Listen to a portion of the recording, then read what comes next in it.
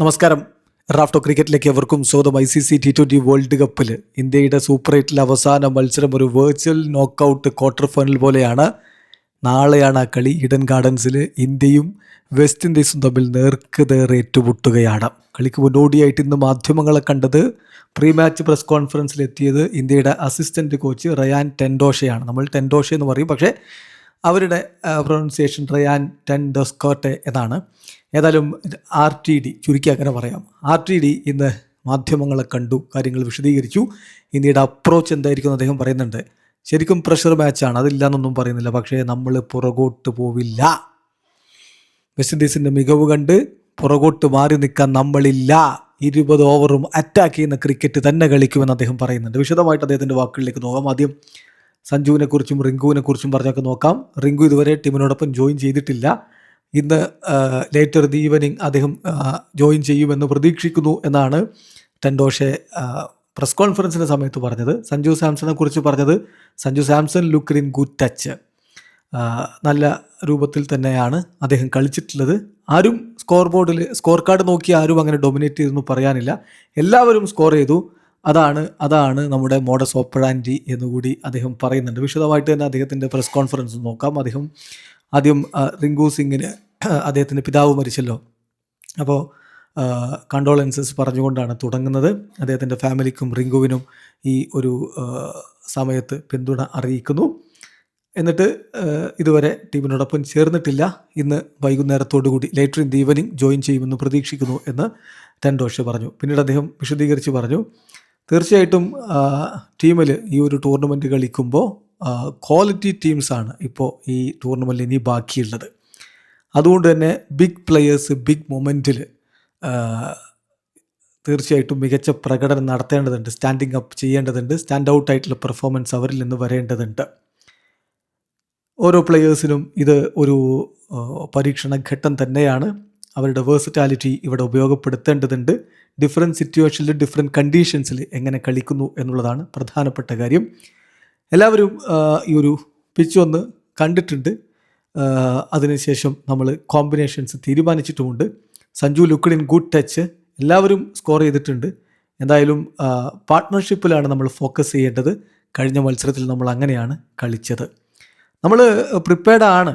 എല്ലാവരും ഇവിടെ നിയർലി എല്ലാവരും ഓപ്ഷണൽ സെഷന് വേണ്ടിയിട്ട്, ഇന്ന് ട്രെയിനിങ് ഓപ്ഷണൽ സെഷനാണല്ലോ, അപ്പോൾ അതിന് നിയർലി എല്ലാവരും എത്തിയിരുന്നു. എന്തായാലും have a look around and focus on our self. തീർച്ചയായിട്ടും ഞങ്ങളുടെ ബൈലാറ്ററൽ സീരീസുകളുടെ പ്രിപ്പറേഷൻസ് അത് ഇത്തരത്തിലുള്ള ഗെയിമുകളുടെ പ്രഷർ നേരിടാൻ വേണ്ടിയിട്ടായിരുന്നു. താരങ്ങൾക്കറിയാം, അവർക്ക് അവരുടേതായിട്ടുള്ള റുട്ടീനുണ്ട്, അവരുടേതായിട്ടുള്ള മെൻ്റൽ മോഡൽസും ഉണ്ട്.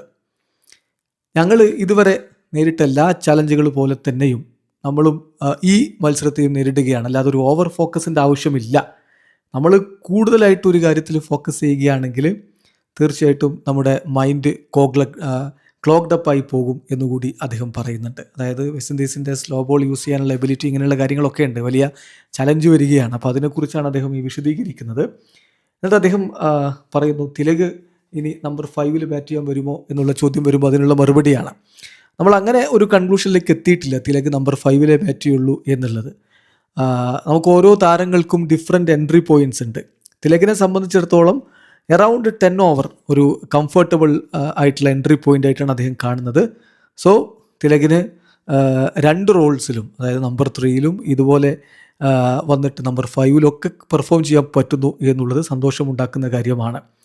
വെസ്റ്റ് ഇൻഡീസ് മികച്ച T20 ടീം തന്നെയാണ്. അവർക്ക് അവരുടേതായിട്ടുള്ള പവർ ഉണ്ട്. അവരെല്ലാം സമർപ്പിച്ചാണ് കളിക്കുന്നത്. തീർച്ചയായിട്ടും നമ്മളും ഫയർ ഫോർ ഫയർ എന്ന രൂപത്തിലാണ് നമ്മളും കളിക്കാൻ ഉദ്ദേശിക്കുന്നത്. തീർച്ചയായിട്ടും നമുക്ക് അത്തരത്തിലുള്ളൊരു ഫയറാണ് ഈ ഒരു ഘട്ടത്തിൽ വേണ്ടത്. In the back end of the tournament നമുക്ക് എല്ലാവരും കംഫർട്ടബിളായിട്ടിരിക്കുന്നു, നന്നായിട്ട് പെർഫോം ചെയ്യുന്നു എന്ന് ഉറപ്പ് വരുത്തേണ്ടതുണ്ട്.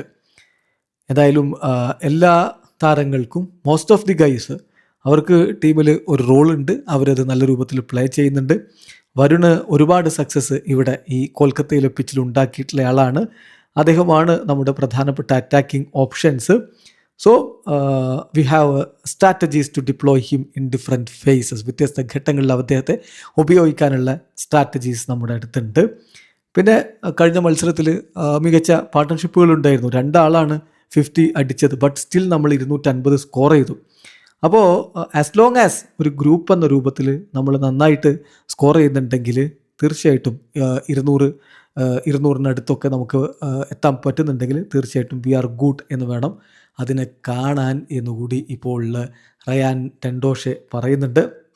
പിന്നെ വെസ്റ്റ് ഇൻഡീസിനെ കുറിച്ച് അദ്ദേഹം വളരെ കൃത്യമായിട്ട് അനലൈസ് ചെയ്യുന്ന ഒരു കാര്യമുണ്ട്. We feel west Indies play risk reward game of high proportion.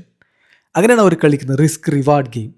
അപ്പം നമ്മുടെ ഒരു പ്ലാൻ എന്ന് പറഞ്ഞാൽ അവർ plan tomorrow is to attack for the all 20 overs. 20 ഓവറിലും അറ്റാക്കിംഗ് ഗെയിം കളിക്കുക എന്നുള്ളതാണ്.